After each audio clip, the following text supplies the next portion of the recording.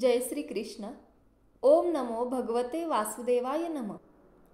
अध्याय 13. क्षेत्र क्षेत्रज्ञ विभाग योग. प्रकृती, पुरुष आणि चेतना. अर्जुन म्हणाला, हे कृष्ण, मला प्रकृती, पुरुष, क्षेत्र, क्षेत्रज्ञ आणि ज्ञान तथा ज्ञेय यांविषयी जाणून घ्यायची इच्छा आहे. श्री भगवान म्हणाले, हे क्रोंतेया, या शरीराला क्षेत्र म्हटले जाते आणि जो या शरीराला जाणतो त्याला क्षेत्रज्ञ म्हटलं जातं.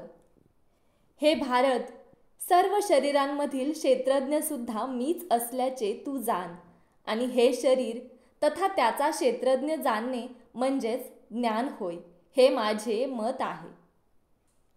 आता कृपया माझ्याकडून क्षेत्र आणि त्याचे स्वरूप, त्याच्यामध्ये कोणते विकार होतात, त्याची निर्मिती केव्हा होते, त्याचा ज्ञाता कोण आहे आणि क्षेत्रज्ञाचा काय प्रभाव आहे याचे संक्षिप्त वर्णन ऐक. क्षेत्राचे आणि क्षेत्रज्ञाचे हे ज्ञान विविध ऋषींनी विविध वैदिक ग्रंथांमध्ये वर्णित केले आहे. विशेष करून हे ज्ञान सर्व कारण परिणामांसहित वेदांत सूत्रामध्ये सर्व तथ्यांसहित प्रस्तुत करण्यात आले आहे. पंचमहाभूते, मिथ्या अहंकार, बुद्धी, अव्यक्त, 10 इंद्रिये आणि मन, 5 इंद्रिय विषय, इच्छा, द्वेष, सुख, दुःख, समूह, चेतना आणि धैर्य या सर्वांना त्यांच्या विकारासहित संक्षेपाने क्षेत्र म्हटले जाते. नम्रता, निरहंकार, अहिंसा, सहनशीलता, सरळपणा, आध्यात्मिक गुरुला शरण जाणे, पावित्र्य, स्थैर्य, आत्मसंयमन, इंद्रिय विषयांचा त्याग, मिथ्या अहंकार रहित होणे, जन्म, मृत्यू, जरा, व्याधी इत्यादींमधील दुःख दोष जाणणे, अनासक्ती, घरद्वार, पत्नी, मुले बाळे इत्यादींपासून अनासक्ती, इष्ट आणि अनिष्ट गोष्टींमध्येही समचित्त राहणे, माझी निरंतर आणि अनन्य भक्तिमय सेवा, एकांतवासात राहण्याची उत्कट इच्छा करणे, सामान्य लोकांपासून दूर होणे, आत्मसाक्षात्काराच्या महत्त्वाचा स्वीकार करणे आणि परम सत्याच्या तत्वज्ञानात्मक शोध, हे सर्व ज्ञान आहे असं मी घोषित करतो. या व्यतिरिक्त इतर जे काही आहे ते सर्व अज्ञानच आहे. ज्ञेय म्हणजे काय याचे मी तुला आता वर्णन करून सांगतो. ते जाणल्याने तू अमृताचे आस्वादन करू शकशील.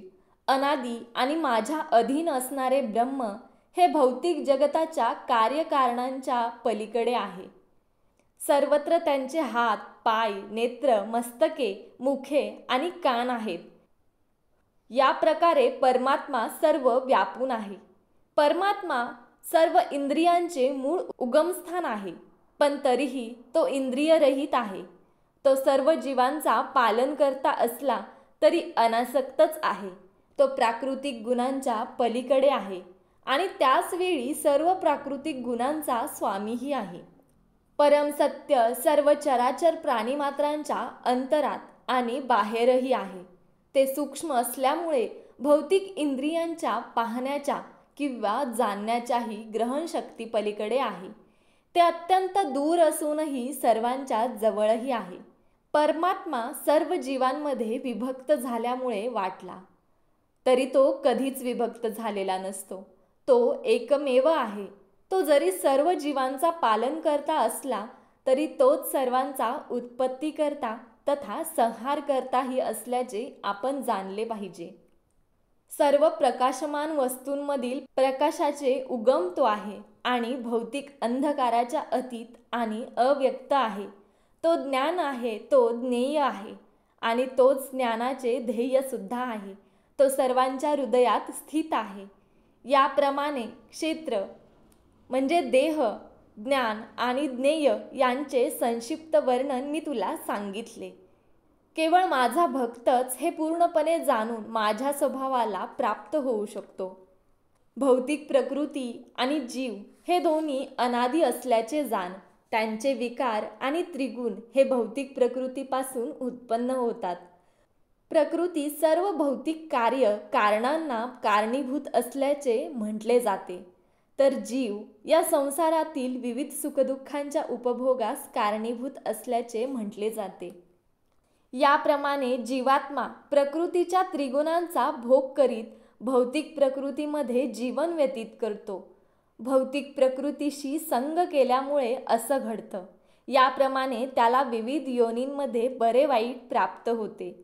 तरीही या शरीरामध्ये दुसरा एक दिव्य भोक्ता आहे. तो महेश्वर, साक्षी तथा अनुमती देणारा आहे आणि तो परमात्मा म्हणून जाणला जातो. जो मनुष्य भौतिक प्रकृती, जीव आणि त्रिगुणांचे विकार या संबंधीचे तत्व जाणतो त्याला निश्चितच मोक्षप्राप्ती होते.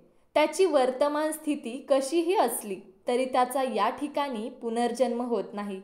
काही जण परमात्म्याची अनुभूती आपल्या अंतरात ध्यानाद्वारे, इतर काही जण ज्ञानाच्या अनुशीलनाद्वारे आणि अन्य काही जण निष्काम कर्माद्वारे करतात.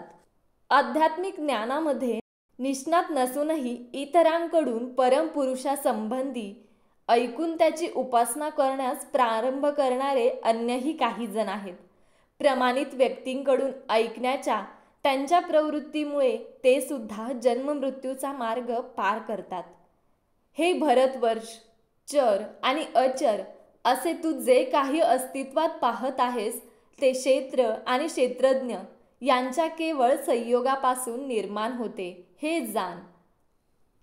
सर्व देहांमध्ये जीवात्म्याला सोबत देणाऱ्या परमात्म्याला पाहणारा आणि नश्वर देहामधील आत्म्याचा तथा परमात्म्याचा कधीही विनाश होत नाही हे जाणणारा मनुष्यच यथार्थ दृष्टीने पाहत असतो.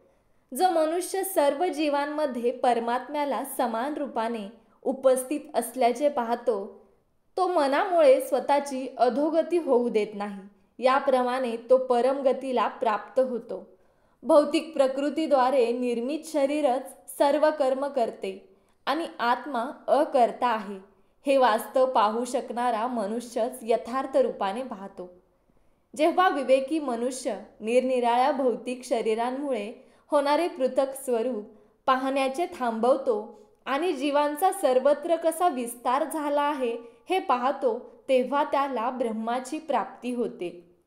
अनादित्वाच्या दृष्टीने युक्त असणारे पुरुष पाहू शकतात की अव्ययी आत्मा हा दिव्य, शाश्वत आणि त्रिगुणातीत आहे. हे अर्जुना, भौतिक शरीराच्या संपर्कात असून देखील आत्मा काही करीतही नाही किंवा कोणत्या गोष्टींमुळे लिप्तही होत नाही. आकाश सर्वव्यापी असूनही आपल्या सूक्ष्मत्वामुळे कोणत्याही वस्तूमध्ये लिप्त होत नाही. त्याचप्रमाणे ब्रह्मदृष्टीमध्ये स्थित झालेला आत्मा शरीरामध्ये लिप्त होत नाही. हे भारता, ज्याप्रमाणे एकमेव सूर्य संपूर्ण विश्वाला प्रकाशित करतो त्याप्रमाणे शरीरात असणारा एकमेव जीव चेतनेद्वारे संपूर्ण शरीरास प्रकाशित करतो. जे ज्ञानचक्षुंनी क्षेत्र आणि क्षेत्रज्ञ यातील भेद पाहतात आणि भौतिक प्रकृतीपासून मुक्त होण्याचा मार्गही जाणू शकतात त्यांना परम लक्ष्यांची प्राप्ती होते. भेटूयात अध्याय 14 मध्ये. धन्यवाद.